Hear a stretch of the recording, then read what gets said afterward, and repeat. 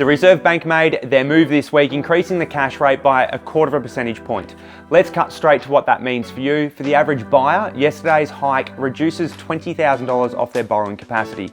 If inflation stays sticky and we see more increases, buyers are simply going to have less cash to splash in the months ahead. This makes the next 4 to 8 weeks some of the most critical we've seen, especially with the May budget and proposed changes to capital gains tax and negative gearing looming. When we look at our local suburb data, you have to read between the lines. Our rolling 12-month statistics show incredible annual growth, but we need to be transparent. That explosive price growth largely happened when buyer interest was at its absolute peak. Over the past 2 to 3 months, we've actually felt real-time prices soften slightly on the ground, even though the rolling annual medians haven't reflected that shift just yet. You can see this clearly in the numbers when we track buyer interest. Frankston South shows an official 12-month median of about 1.225 million, up 5.8%.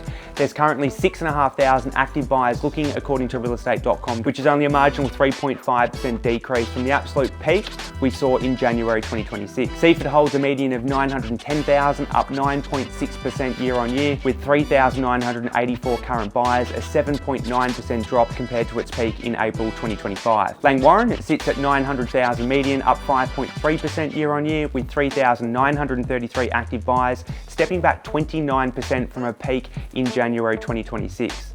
Our entry-level markets show this trend even more dramatically. Frankston North boasts a massive 15.3% annual gain in median prices to 703,000. But back in May 2025, buyer interest peaked at 2,830 buyers looking. Today, that number sits a massive 55% lower in the current market. Frankston itself sits at an 850 median, up 14.9% year on year, just over 6,000 active buyers today, which is a 20.7% decrease from a peak in June 2025. The huge jump in median prices were driven by the frenzy during those peak buyer months. Now, with fewer buyers and tighter borrowing capacities after yesterday's rate hike, the market has naturally lost a little bit of that frantic heat. But here is the incredibly positive flip side. While the national headlines paint a picture of retreating demand, our local buyers are absolutely still out there, and when value for money is presented, they're showing up in massive numbers. Just look at the recent volume on the ground. 30 Burnett Crescent saw over 100 buyers attend open homes during its 4-week campaign. 197 Humphreys Road, 4 Harry Court both saw over 70 groups through their campaign,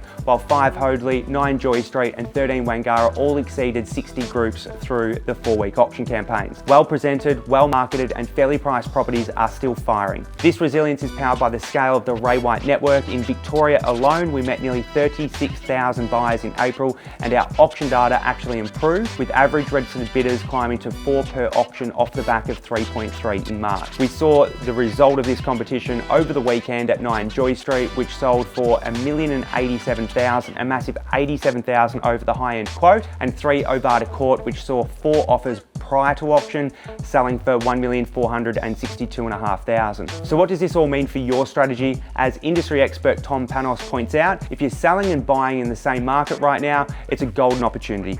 In a cooling market, the financial gap between your current home and your dream home actually shrinks. A more expensive property loses far more total dollar value than the more affordable one you may be selling. You might take a slight adjustment on your sale, but you're saving significantly more cash on your purchase. Because of this dynamic, the clear winners over the next 3 months will be those upgrading, first home buyers looking to get a foot in the door, and smart investors buying while the competition is cooler. Looking at history, markets typically only cool for around 12 months. We noticed buyer demand starting to cool slightly last November, and that cooling accelerated a little bit since February. But here's the warning: whenever the market cools, there is almost always a very quick bounce back, with prices rising sharply the moment sentiment shifts. We saw exactly how fast the market rebounded in February last year off the back of just 1 interest rate cut. So the window is open right now, and don't wait for the bounce back to price you out of your upgrade. If you want to know exactly how yesterday's rate rise and these latest figures impact your home's value, hit the link in our bio for a free appraisal or reach out to one of our expert local agents today.